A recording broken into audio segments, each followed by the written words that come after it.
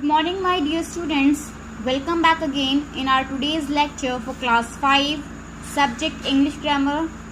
Your book's name is PC Rans, as you know very well.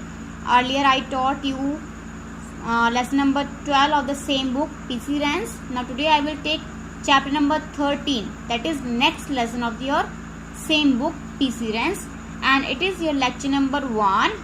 Okay beta. So chapter number 13 is past tense. So today we will take past tense.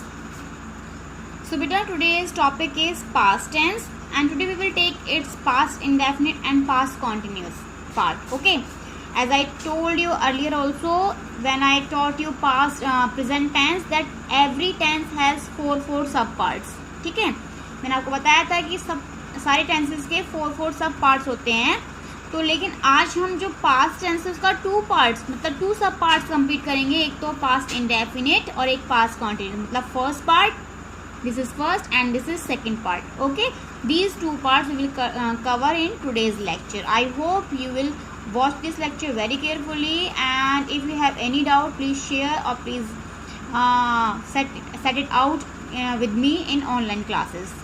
So let's start. Okay, wait. Your content, today's content is only the explanation of past indefinite and past continuous tense, and then at last you will get your homework also. Okay, so let's proceed. As you know very well beta, past tense has 4 sub parts, means every tense has 4 sub parts. First is simple past, or we can say past indefinite. Okay, past and simple. So past tense has 4 parts. First is simple past or past indefinite, we can say. Second is past continuous tense. Third is past perfect, and fourth is past perfect continuous. As I taught you, same in present tense also. I taught you simple present. Okay, then I taught you simple continuous, present continuous. I taught you present perfect, and but I told you that in previous lecture also I told you that I will not teach 4th part in 5th class बेटा. ये जो 4th part है इसको आप class 6 में cover करोगे, ये part अभी आप कवर नहीं करोगे. Okay, so we will cover only 3 parts, and today we will cover only 2 parts. आज हम 2 पार्ट्स कवर करेंगे, then we will cover past perfect, and then you will get summary lecture. Understood? मैंने आपको बताया था कि हर टेंस का, हर जो टेंस है चाहे वो पास्ट हो, प्रेजेंट हो या फ्यूचर हो, उनके 4 पार्ट्स होते हैं. बस हम इसको आगे टेंस चेंज कर देंगे, बाकी सारे पार्ट सेम रहेंगे. ठीक है. पास्ट टेंस मतलब भूतकाल, the time that has past and that will not come again. मतलब जो टाइम चला गया है और वापस नहीं आएगा. The action that we had done already, and these actions will not be repeated by us again in the same manner.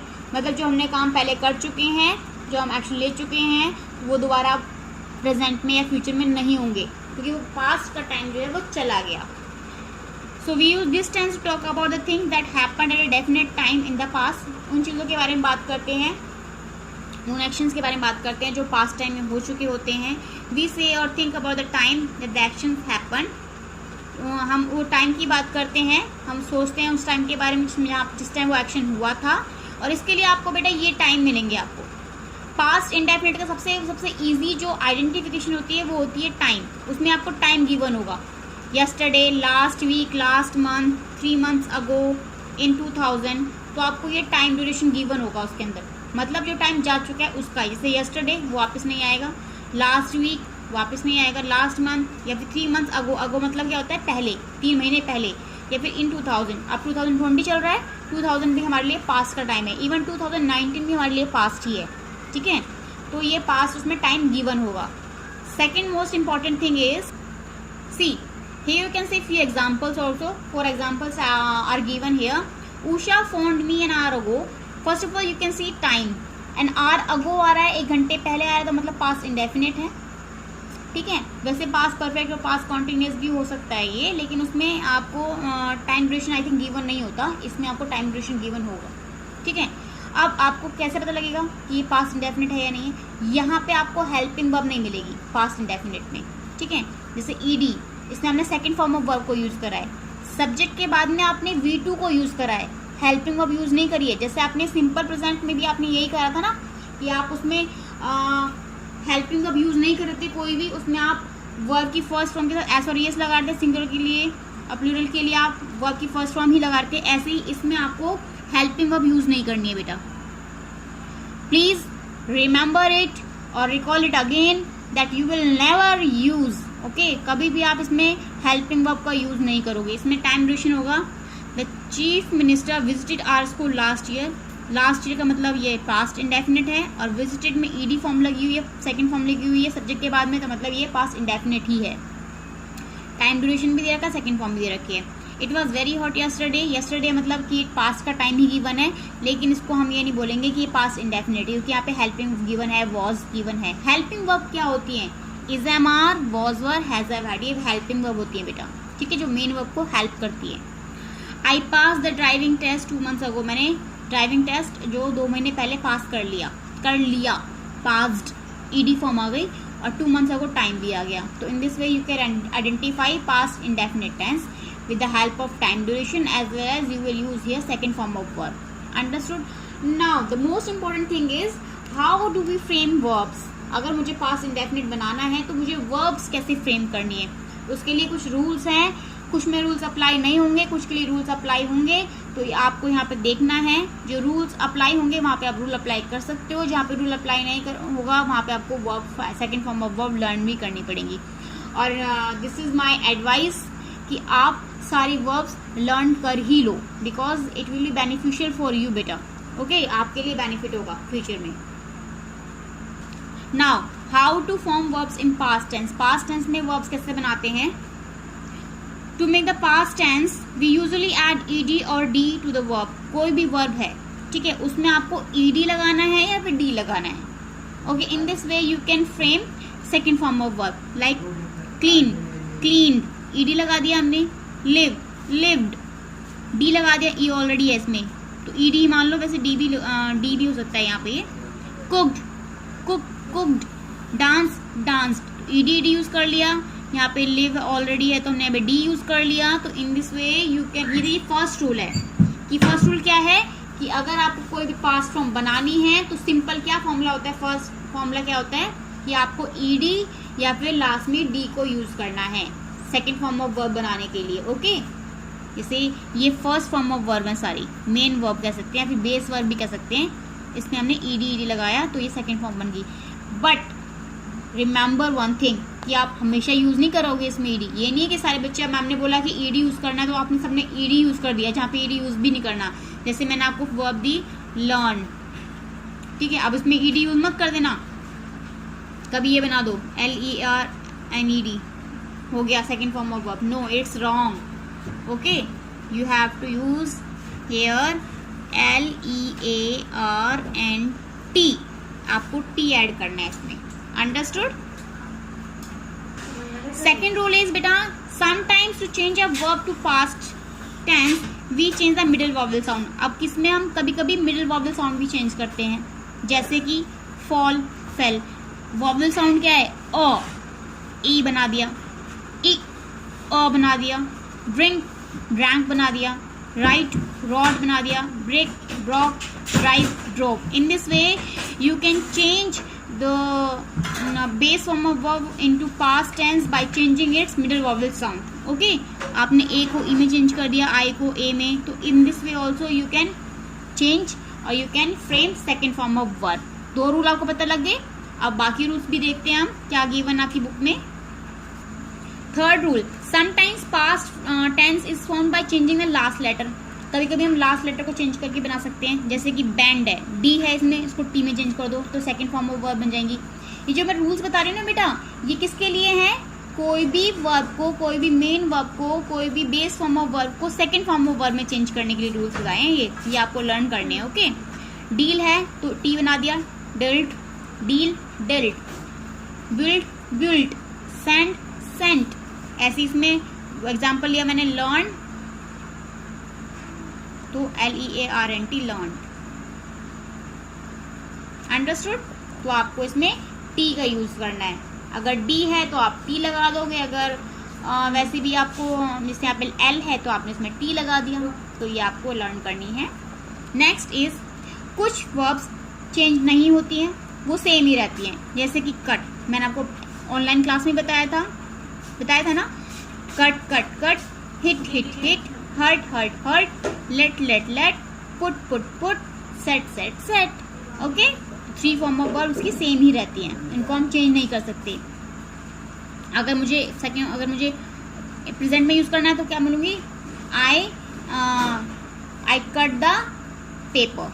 अगर मुझे सेकंड फॉर्म में यूज करना है तब भी मैं बोलूँगी आई कट द पेपर, लेकिन उसका वह मीनिंग चेंज हो जाएगा।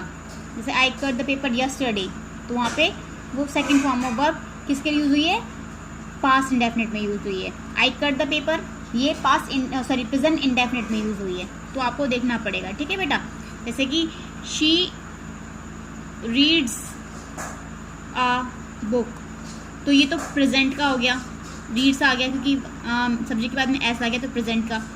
अब अगर मैं बोलूँ शी रेड अ बुक, उसमें मैंने अगर एस नहीं लगाया सिर्फ, और मैंने ऐसे लिखा she red a book yesterday या फिर लास्ट नाइट या फिर प्रीवियस नाइट, तो यहाँ पे सेकंड फॉर्म ऑफ वर्ब, मतलब यहाँ पे रीड की सेकंड फॉर्म ऑफ रीड क्या रहता है, रीड, रेड, रेड, इसको हम प्रोनाउंसिएशन रेड रेड बोलेंगे इसको। ठीक है, इसको रीड मत बोलना, रीड तो ये रहेगा, सेकंड फॉर्म और थर्ड फॉर्म रेड रेड। ठीक है, इसको हम रेड रेड बोलेंगे, रीड रीड मत बोलना, it is wrong pronunciation. Understood? Last but not the least, some verbs do not follow any rule to change into past tense. उनके लिए कोई रूल नहीं है, इसमें आपको कंप्लीटली चेंज करना पड़ता है। जैसे कि बाइट का बिट, फ्लाई का फ्लू, ये सेकंड फॉर्म ऑफ वर्ब है। गो का वेंट, कैच का कॉट और हाइड का हिट। ठीक है, इसमें भी हम चेंज कर सकते हैं। Now I will tell you rule to change into past indefinite tense, then I will teach you past continuous also. See बेटा, सिंपल पास्ट और पास्ट इंडेफिनिट के लिए, फर्स्ट के लिए रूल क्या रहता है, subject plus V2 plus object. Simple rule है, बहुत सिंपल है, आपको कुछ नहीं करना। आपके पास कोई भी सब्जेक्ट क्यों ना हो, कोई भी पर्सन क्यों ना हो, चाहे वो आई हो, वी हो, यू हो, दे हो, ही शी इट हो, किसी का वन नेम हो या फिर मोर देन वन पर्सन हो, सबके साथ में आपको V2 ही यूज़ करना है, बल्कि सेकंड फॉर्म ही यूज़ करनी है। सबसे सिंपल रूल है ये पास्ट इंडेफिनिट का। ओके, इससे सिंपल कुछ नहीं हो सकता आपके लिए लर्न करने के लिए। सिंपल रूल क्या है, कोई भी कैसा ही सब्जेक्ट क्यों ना हो, उसके साथ हमें सेकंड फॉर्म ऑफ वर्ब ही लगानी है। और लास्ट में आप क्या लगा सकते हो, टाइम ड्यूरेशन, जैसे कि yesterday, last night, previous night, तो हम समझ जाएंगे कि वो पास्ट इंडेफिनिट का सेंटेंस है। ठीक है, जैसे मैंने आपको एग्जांपल दिया है, Rahul went to the school, या फिर आप यहाँ लिख सकते हो they went to the school, my sister went to the school, my mother went to the school, या फिर she went to the school, या फिर I went to the school. सब में वो सेम ही रहेगा सब्जेक्ट, सब्जेक्ट कुछ भी हो, वर्ब की सेकंड फॉर्म सेम ही रहेगी सबके लिए। ये नहीं है कि अगर सिमिलर है तो कुछ और रूल होगा, प्लूरल है तो कुछ और रूल होगा। No, it will remain same for all the subjects. Understood? और आइडेंटिफिकेशन के लिए क्या है, इसके लास्ट में क्या आता है, ये आइडेंटिफिकेशन है हिंदी में, लास्ट में य, ई, ओ, गया, आया, गई, खाया, पिया, सोया, नहाने गया, मैं शादी में गया, मैं शादी से वापस आया, मैं स्कूल नहीं गया, मैं स्कूल गई। ठीक है, हम नानी के घर गए, ए भी आता है इसमें, ए, गए।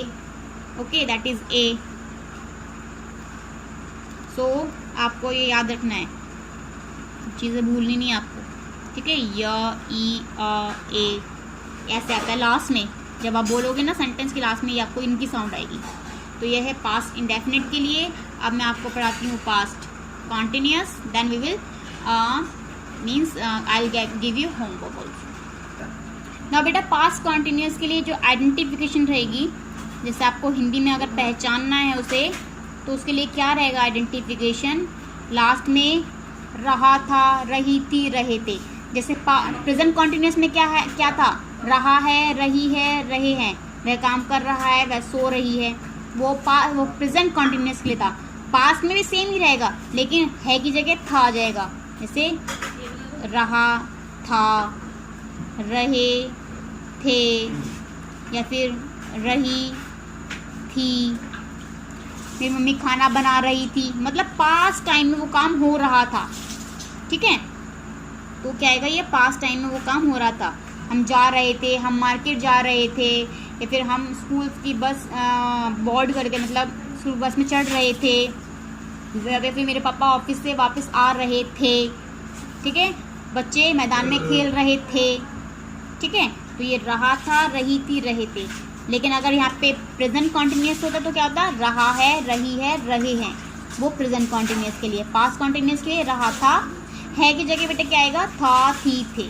ओके, नाउ रूल, इसके लिए आप रूल क्या होगा इसके लिए, तो rule is subject was were plus verb की first form ing plus object. उसमें था subject is am are plus verb की फर्स्ट फॉर्म प्लस ing। इसमें क्या है, subject plus was were plus verb की फर्स्ट फॉर्म प्लस ing। मैं आपको रिलेट करके बता रही हूँ, रिलेट करके इसलिए पढ़ा रही हूँ ताकि आपको याद रहे, आपको प्रेजेंट के रूल भी याद रहे, साथ में आपको पास्ट के रूल भी आप उनके साथ रिलेट कर सको। उसमें भी सब्जेक्ट था, उसमें इसमें was were है, उसमें क्या था, इज एम आर था बेटा, बस इतना ही फर्क है। उसमें वर्ब की फर्स्ट फॉर्म थी, इसमें भी वर्ब की फर्स्ट फॉर्म है। उसमें ing था, इसमें भी ing है। Understood my dear students? Present में भी यही था रूल, लेकिन उसमें हेल्पिंग वर्ब चेंज थी, उसमें इज एम आर थी, इसमें was were है, बाकी सब चीज़ें सेम है, ठीक है। जैसे कि रिया पार्क में खेल रही थी, तो क्या आएगा, रिया सब्जेक्ट सिंगुलर है तो was, अगर सब्जेक्ट प्लूरल है तो were। Riya was playing in the park, Riya was playing in the park। Understood? समझ में आ गया? दिस इज योर एग्जाम्पल, ये आपका एग्जाम्पल है। रिया was playing in the park। रिया अगर सब्जेक्ट सिंगुलर है तो was, अगर सब्जेक्ट प्लूरल है तो were। अब सब्जेक्ट अगर सिंगुलर है तो आपको was का यूज करना है, बट अगर आपका सब्जेक्ट प्लूरल है तो आपको were का यूज करना है। आपको बस इतना ध्यान रखना है, ठीक है। जैसे उसमें I के साथ am था, ठीक है, और सब्जेक्ट सिंगुलर हो, जैसे ही, शी, इट हो, या फिर कोई नेम हो, तो उसके साथ में आपको क्या यूज करना था, उसमें इज यूज करना था। अगर आपका सब्जेक्ट प्लूरल हो, लाइक दे हो या फिर मोर देन वन पर्सन हो, तो आपको क्या यूज करते हैं उसमें, या फिर यू भी हो तब भी आप क्या यूज करते हैं, इसमें आर यूज करते हैं। लेकिन इसमें सेम, इसमें डिफरेंट केस है। इसमें अगर सब्जेक्ट सिंगुलर है, लाइक रिया सिंगुलर है तो was, अगर प्लूरल है रिया एंड अमन तो वर आता, ठीक है। या फिर दे है तो भी वर आएगा, वो अब मैंने आपको बता दिया है कि आई।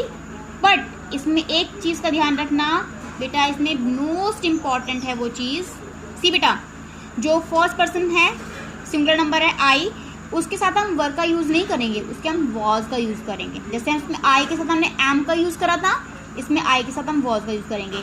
वी के साथ में वर, यू के साथ में वर, दे के साथ में भी वर, ही, शी, इट और एनी सिंगल नेम के साथ में was का यूज़ करेंगे। Understood? Now you can see और check in your book also. Past continuous मतलब जो समय चल रहा था पास्ट में, अभी नहीं चल रहा है। अगर अभी चल रहा होता तो प्रेजेंट कॉन्टिन्यूस बन जाता, ठीक है। This tense is use for an action that was in the middle of happening at a particular time in the past. Past में किसी टाइम पर वो काम हो रहा था, ठीक है। We form this tense with was were plus verb plus ing। उसमें आपको क्या यूज करना है, was were का यूज करना है, वर्ब यूज करनी है, वर्ब की फर्स्ट फॉर्म और ing यूज करना है। जैसे what were you doing at 4 o'clock yesterday, तुम कल इस टाइम 4 o'clock पे क्या कर रहे थे, ठीक है। यू है सेकंड फॉर्म में, मतलब यू है मतलब सेकंड पर्सन है तो वर्ब का यूज ही होगा। वर्ड क्या है, यहाँ पे क्वेश्चन वर्ड है, क्वेश्चन वर्ड के बाद में आपको क्या यूज करनी है, हेल्पिंग वर्ब को यूज करना है। तो ये क्वेश्चन फॉर्म है, ये क्वेश्चन वाला सेंटेंस है, ठीक है। आई के साथ was यूज करना है, मैंने आपको बताया था। आई वॉज वॉचिंग टीवी। यस्टरडे लिख सकते हो, लास्ट लिख सकते हो, लास्ट हम लिख सकते हो, या फिर 2 मिनट्स अगो लिख सकते हो, 2 मिनट पहले मैं टीवी देख रहा था, ठीक है। टाइम लिख सकते हो उसके, अगर आपका मन कर रहा है तो, ठीक है, तो आप टाइम भी दे सकते हो। I was watching TV. Like we were having lunch when the phone rang. अब देखो इसमें दो बार वर्ब का यूज किया गया है। वी वर हैविंग लंच, हम लंच कर रहे थे, व्हेन द फोन रैंग, जब फोन बजा, ठीक है। तो इसमें हमने 2 टाइम मतलब 2 टाइम ने वर्ब को यूज करा। ये कंडीशनल सेंटेंसेस होते हैं बेटा, जो कि आप बाद में पढ़ोगे। फिलहाल मैं आपको छोटा सा रूल बता देती हूँ उसके लिए, कि अगर आप पास्ट की बात कर रहे हो तो आपको अगर आपको टू वर्ब्स यूज़ करनी है, तो इसका याद रखना। जैसे मैंने यहाँ पे पास्ट कॉन्टिन्यूस लिया है, तो उसके बाद मैं पास्ट इंडेफिनिट का यूज़ कर रही हूँ साथ में कंडीशनल सेंटेंस, क्योंकि एक सेंटेंस दूसरे सेंटेंस पे डिपेंड कर रहा है। वी वर हैविंग लंच, ये एक सेंटेंस हो गया। सेकंड सेंटेंस क्या हो गया? व्हेन द फोन रैंग, ये सेकंड सेंटेंस हो गया। एक ही सेंटेंस में टू सेंटेंस गिवन है, टू थिंग्स हो रही हैं, टू एक्शंस हो रहे हैं। तो उसके लिए हम क्या यूज़ करेंगे?